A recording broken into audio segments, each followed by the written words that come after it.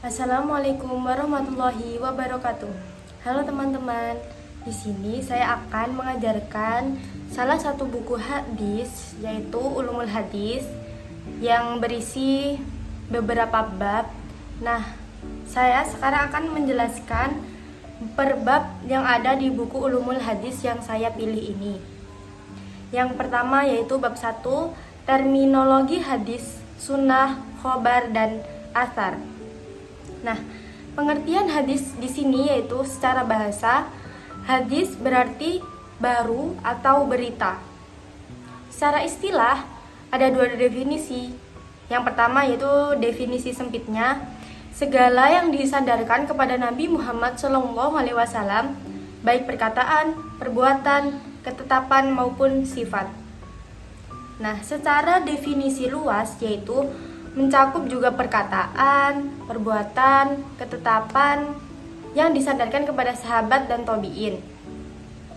Selanjutnya yaitu pengertian sunnah. Nah, sunnah menurut bahasa yaitu jalan yang dilalui baik terpuji maupun tercela. Nah, dari segi atau dari ahli hadis menyatakan yaitu segala yang bersumber dari Nabi Muhammad SAW mencakup perkataan, perbuatan, takrir, tabiat, budi pekerti, dan sejarah hidup beliau. Nah, beda sendiri dengan ahli usul. Menurutnya yaitu segala yang bersumber dari Nabi Muhammad SAW selain Al-Quran yang dapat dijadikan dalil hukum syara'. Nah, menurut ahli fikih yaitu ketetapan dari Nabi Muhammad SAW selain yang difardukan atau diwajibkan. Kemudian yakni pengertian khobar. Nah, menurut ahli hadis, khobar ini identik dengan hadis, yaitu artinya segala sesuatu yang disandarkan kepada Nabi Muhammad SAW, sahabat dan tabi'in. Kemudian pengertian atsar secara bahasa yaitu sisa sesuatu atau nukilan. Sedangkan menurut istilah yaitu ada dua pendapat. Yang pertama, sinonim hadis. Kedua, segala sesuatu yang disandarkan kepada sahabat dan tabi'in. Nah, struktur hadis sendiri yaitu ada sanad, matan, dan rawi. Nah, pengertian sanad yaitu rangkaian perawi yang menghubungkan kepada matan hadis. Sedangkan matan pengertiannya yaitu materi atau lafadz hadis itu sendiri, atau bisa disebut isinya. Nah, sedangkan rawi yaitu orang yang menyampaikan atau menuliskan hadis. Selanjutnya yaitu bab 2, hadis sebagai sumber ajaran agama. Nah, hadis sebagai sumber ajaran agama di sini yaitu memiliki 4 fungsi yang ada dalam Al-Quran, yaitu yang pertama bayan takrir. Yang dimaksud bayan takrir ialah menetapkan dan memperkuat apa yang telah diterangkan di dalam Al-Quran. Nah, fungsinya bayan takrir ini yaitu memperkokoh isi kandungan dalam Al-Quran. Seperti contoh ayat Al-Quran surat Al-Ma'idah ayat 6 yaitu tentang wudhu. Kemudian yang kedua yaitu bayan tafsir. Fungsi hadis dalam hal ini adalah menerangkan hal-hal yang tidak mudah diketahui pengertiannya, yaitu mujmal dan yang mushtarak fihi. Contohnya yaitu pada hadis Nabi Muhammad SAW yang berbunyi, "Sholatlah kamu sebagaimana kamu melihat aku sholat."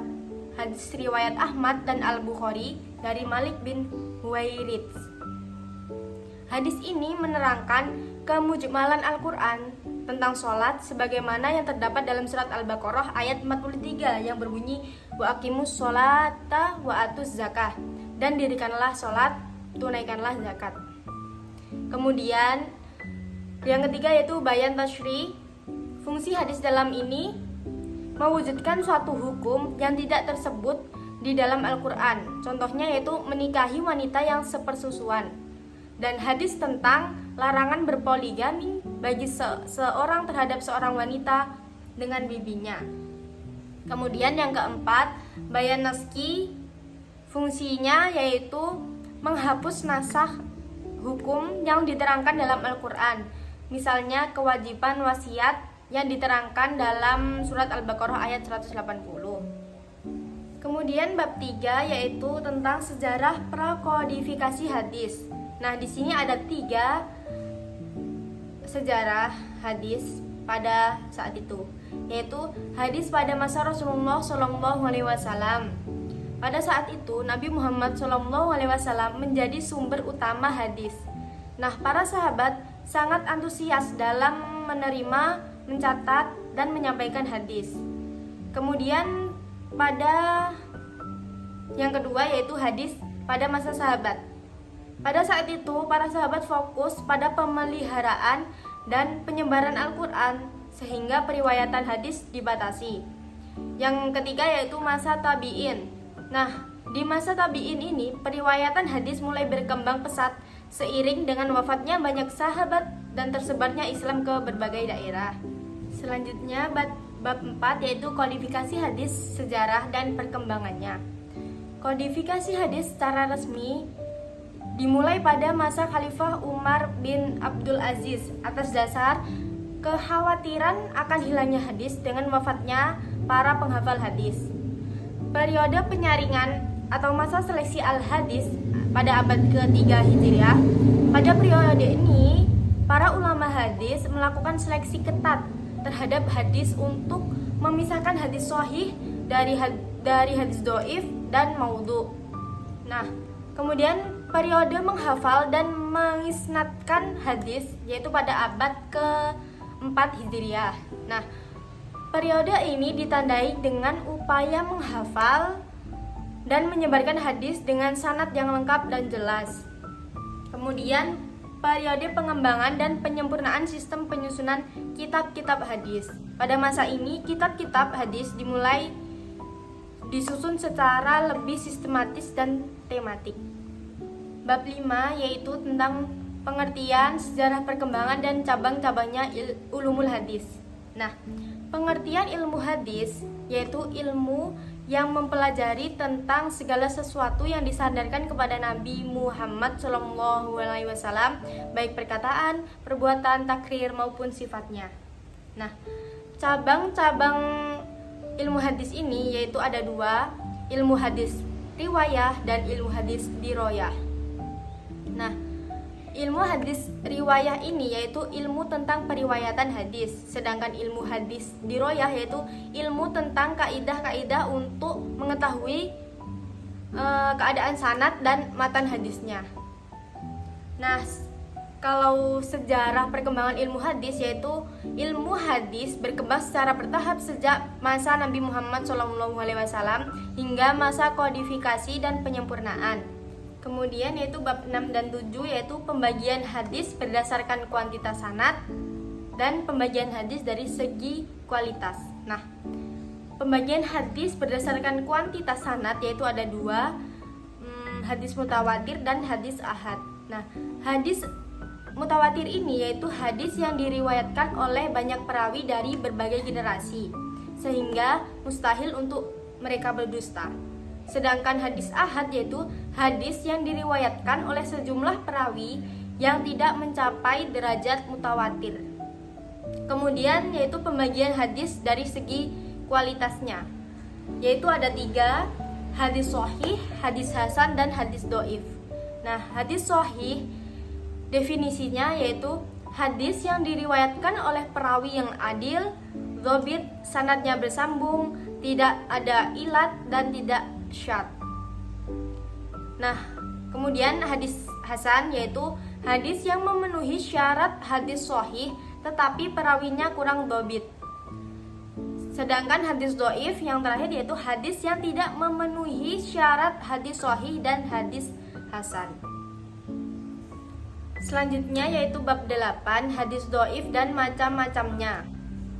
Nah, pengertiannya tadi kan yaitu hadis yang tidak memenuhi syarat hadis sahih dan hadis hasan, atau hadis yang kehilangan salah satu syarat dari syarat-syarat hadis makbul yaitu hadis sahih dan hadis hasan tadi.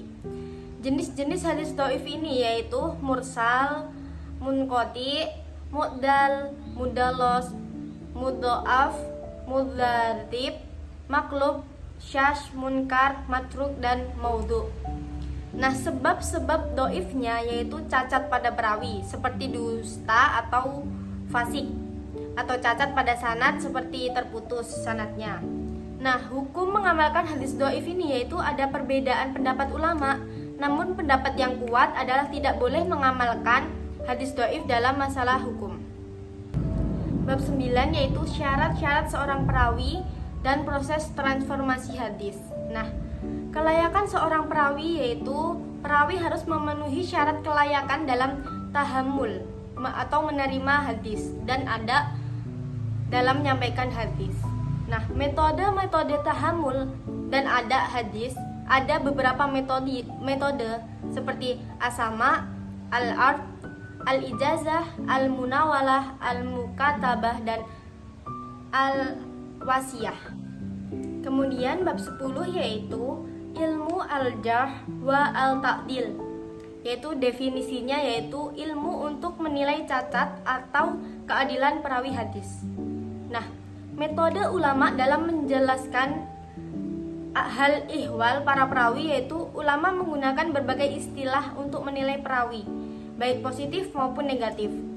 Syarat-syarat pentakdil dan pentajrih yaitu orang yang menilai perawi harus adil, alim, wara, dan tidak tergesa-gesa. Cara mengetahui keadilannya yaitu dengan melihat penilaian ulama lain atau melihat reputasi perawi. Pertentangan antara al-jarh dan al-ta'dil yaitu jika ada pertentangan maka al-jarh penilaian negatifnya didahulukan jika memenuhi syarat. Kemudian bab 11 yaitu hadis maudhu. Pengertian hadis maudhu yaitu hadis palsu yang dibuat-buat dan disandarkan kepada Nabi Muhammad SAW. Permulaan terjadinya hadis maudhu ini yaitu muncul setelah wafatnya Nabi Muhammad SAW, terutama pada masa fitnah. Sebab-sebab pemalsuan yaitu ada berbagai faktor seperti politik, fanatisme, ekonomi, dan cerita yang menarik.